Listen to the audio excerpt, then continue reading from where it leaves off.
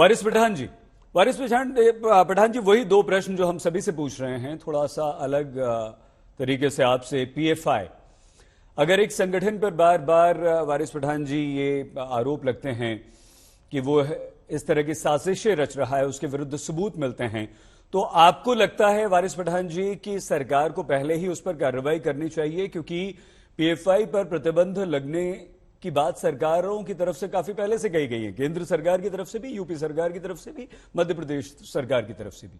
और एक राजनीतिक दल के प्रमुख, एक प्रवक्ता, बड़े नेता होने के नाते वारिस पठान जी, क्या आज आप बीजेपी की उस चिट्ठी का और अपने दो नेताओं पर की गई कार्रवाई का समर्थन करेंगे कि ये एक अच्छी पहल है, हर राजनीतिक दल को इस तरह के काम करने चाहिए? देखिए सईद साहब, मैं आपकी बात का दो इसमें जवाब दूंगा। सबसे पहले तो बात यह है कि मैं पीएफआई का प्रवक्ता नहीं हूं, मैं मजलिस इत्तेहादुल मुस्लिमीन अपनी पार्टी की तरफ से अपनी बात रखूंगा। और पहले हम कानपुर के ऊपर बात कर लेते यूपी के ऊपर, तो मैं बताना चाहूंगा कि यूपी में योगी सरकार पूरी तरह से कायदा कानून का पालन करने में फेल हो चुकी है। रूल ऑफ लॉ यूपी में बचा ही नहीं है। ये पूरी तरह इंटेलिजेंस का फेलियर हो चुका है कि जब वहां पर प्रधानमंत्री हैं देश के, प्रेसिडेंट साहब हैं, मुख्यमंत्री मौजूद है, और उस जगह अगर इस तरह की घटना हो जाती है तो आप सोच सकते हैं कि किस तरह का कायदा कानून या रूल ऑफ लॉ वहां पर प्रिवेल कर रहा होगा।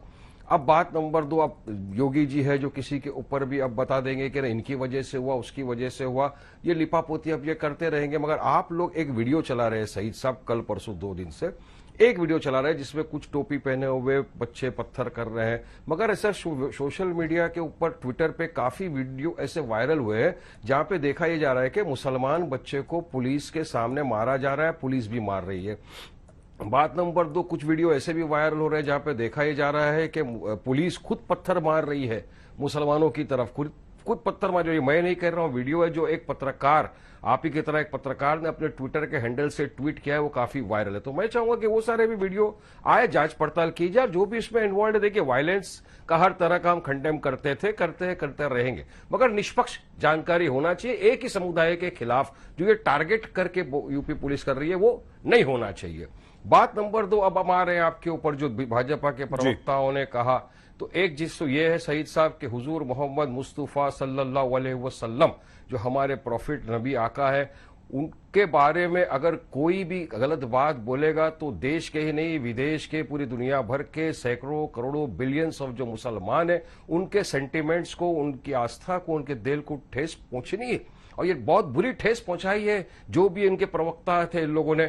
हमने कानूनी कार्रवाई की मांग की, हमने हर तरफ उनके खिलाफ एफआईआर रजिस्टर कर दिए, मगर आज तक नुपुर शर्मा या वो जो दूसरे जनरल है उनको अरेस्ट किया नहीं गया। अब बात नंबर, इतना सारा जो आज भाजपा ने एक प्रेस स्टेटमेंट निकाला कब? जब पूरी दुनिया के अंदर, अरब वर्ल्ड में, अब देखिए मिडल ईस्ट में ये जो चीजें उन्होंने कही थी पूरी तरह सोशल मीडिया पे वायरल हो गई है। हर इंसान ने इसका खंडन किया, बड़े बड़े लोगों ने, ब्लू टिक्स वाले जो भी थे, अच्छे अच्छे लोगों ने खंडन किया। यहां तक के बात आ गई कि इंडियन प्रोडक्ट्स को बॉयकॉट किया जाएगा।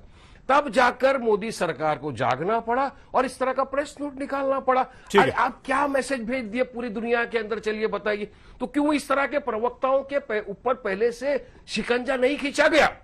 अगर पहले से आप इनको इनके दायरों में रखते तो आज इनकी इतनी मजाल, इतनी हिम्मत नहीं होती कि हमारे आका मोहम्मद रसूलुल्लाह सल्लल्लाहु अलैहि वसल्लम के ऊपर कोई सी टिप्पणी करते। और बात नंबर 3, अब तक उसको अरेस्ट क्यों नहीं किया गया? चलिए लिपापोती नहीं है, अगर भाजपा उनको सस्पेंड करती है, सस्पेंशन का मतलब क्या है सईद भाई? एक फिल्म स्टार महाराष्ट्र के अंदर लड़की ने शरद पवार के खिलाफ कुछ लिख दिया था, आज 2 हफ्ते से जेल के अंदर है, और यह हमारे हुजूर की शान में गुस्ताखी की गई, उसको आज तक खुली हवाओं में छोड़ा जा रहा है। तो अब क्या मैसेज देना चाह रहे हैं? चलिए बताइए। उसका अरेस्ट करना जरूरी है, उसको अरेस्ट करके सलाखों के पीछे डालिए, तब यह मैसेज जाएगा कि किसी को भी किसी के धर्म के, हुजूर मोहम्मद मुस्तफा सल्लल्लाहु अलैहि वसल्लम के बारे में इस तरह की टिप्पणी करने का अधिकार नहीं है। हमारे दिल को आहत पहुंची है, हमारा दिल छन्नी हो चुका है। हम चाहते हैं कि उनके खिलाफ कार्रवाई हो, उनको जेल में डाला जाए।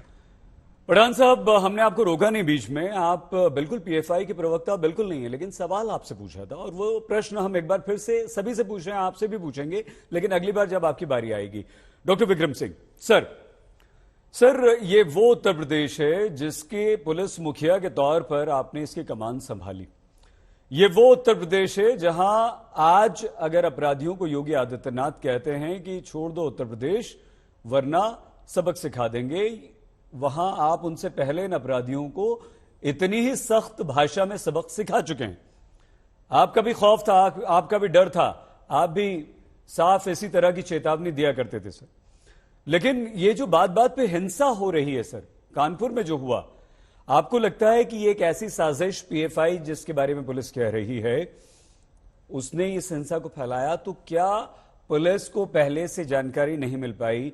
क्या खुफिया एजेंसियों को जानकारी नहीं मिल पाई? और आप इसमें पुलिस को कितना दोषी मानते हैं, सरकार को कितना दोषी मानते हैं? हिंसा हो गई, बाद में तो आपका काम है, आप पुलिस भी ठीक करेगी सर, उसे रोकेगी, सरकार भी रोकेगी। जी अंसारी साहब, आपको और सभी विद्वान पैनलिस्ट को मेरा नमस्कार। मैं भी किसी पार्टी का नुमाइंदा नहीं हूं, लेकिन भारतीय होने के नाते और पूर्व पुलिस अधिकारी होने के नाते मैं 4 बिंदु आपके सामने प्रस्तुत करूंगा। जी। नंबर 1, कानपुर का मिजाज समझ लें। मैं एसएसपी कानपुर 3 साल रहा हूं। 5 थाने अत्यधिक संवेदनशील हैं: बजरिया, बेकनगंज, चमनगंज, कोतवाली और कलेक्टरगंज। यहां पर एक भी सिपाही कम नहीं किया जाता है।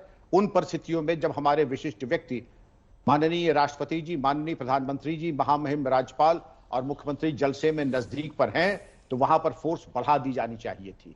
एक पीएफआई का यूट्यूब चैनल चल रहा है, हम क्या उसकी स्क्रूटनी नहीं कर रहे हैं? और पीएफआई अगर हम बार बार उसके ऊपर आरोप और उंगली उठा रहे हैं कि सीएए एजिटेशन में अंसारी साहब उसने 120 करोड़ की उगाही की, बेंगलोर के दंगों में उसका हाथ था, इसके अलावा जहां कहीं दंगे हुए उसके उपरांत हमने पीएफआई का नाम लिया। हम अगर सत्तारूढ़ दल में है या सत्ता में है, हमारा काम आरोप लगाना नहीं है, हमारा काम आरोप को सिद्ध करना है और सबूत की बुनियाद के ऊपर उनको बैन करने की कार्रवाई करनी चाहिए। इस तरीके के आरोप प्रत्यारोप से हम चले बहुत, पहुंचे कहीं नहीं, उससे क्या लाभ होगा? अब आते पुलिस के इंतजाम के बारे में। सर, सावधानी हटी, दुर्घटना घटी। और यहां पर भी मैं यही कहूंगा कि आपको जब मालूम था कि जुमे के दिन और जुमे के बाद जब कभी दंगे होते हैं तो 90% तब होते हैं जब शरारती तक जुमे की पाक नमाज का फायदा उठा करके शरारती तत्वों से उस मजलिस का फायदा उठा करके लोगों को गुमराह करके और पत्थरबाजी करते हैं। मैं अंसारी साहब इसको दंगा नहीं कहता, मैं दंगे की शुरुआत का पहला चरण था, लेकिन पुलिस जागी जरूर। लेकिन अगर पहले से ही स्टिच इन टाइम सेव्स 9, अगर पहले ही सावधानी बरत ली होती, रीइंफोर्समेंट्स होते, जहां जहां हमारे बड़े बड़े जुमे की नमाज की व्यवस्था रहती, वहां पुलिस का माकूल इंतजाम होता, ये दुर्घटना बिल्कुल नहीं होती। और जैसा कि पठान साहब ने कहा, पुलिस का काम टीयर गैस, लाठी, वाटर कैनन चलाना है, पत्थरबाजी करना पुलिस का काम नहीं है। कोई भी कंपल्शन क्यों ना हो, आज के युग में या पहले कभी भी, जब मैं एसएसपी था तब भी ये बात हुई थी। इस तरह के डिस्टर्बेंस से पुलिस वालों ने पत्थर चलाए थे तो उनका निलंबन हुआ था। ये चीज बिल्कुल अस्वीकार्य है। पुलिस को पुलिस की तरह काम करना चाहिए। दंगाइयों के ऊपर कार्रवाई में जो राइट ड्रिल इक्विपमेंट है केवल उसी का इस्तेमाल हो, पत्थरबाजी और गाली गलौज उसका समाधान नहीं है। अब इंटेलिजेंस में अगर ये था, इंटेलिजेंस मौसम की जानकारी जैसे दी जाती है, गरज के साथ छींटे पड़ेंगे अन्यथा मौसम साफ रहेगा, इस तरीके की इंटेलिजेंस के कोई माने नहीं है। स्पेसिफिक पिन पॉइंट इंटेलिजेंस आप दीजिए कि इस जगह की नमाज के बाद गड़बड़ हो सकता है, तब तो हम माने। और अगर हवा में गांठ बांधना है, जिससे कि इंटेलिजेंस आजकल आने की एक रिवायत हो गई है, तो उससे कोई फायदा नहीं। और आखिरी बात, बीजेपी के प्रवक्ता हो या मैं कोई हूं, हुजूर के बारे में, किसी के बारे में अनर्गल असंयत टिप्पणी बिल्कुल अस्वीकार्य है। अगर हम पुलिस कर्मियों को इस बात का प्रशिक्षण दिया जाता है, सभी धर्मों को, सभी धार्मिक ग्रंथों का सम्मान करें, इसमें किसी प्रकार का प्रमाद या शिथिलता बर्दाश्त नहीं होगी। राजनीतिक मित्रों को भी मेरा मशवरा होगा, सभी धर्मों का सम्मान करें। अगर ये सर्कुलर बहुत पहले आ जाना चाहिए था।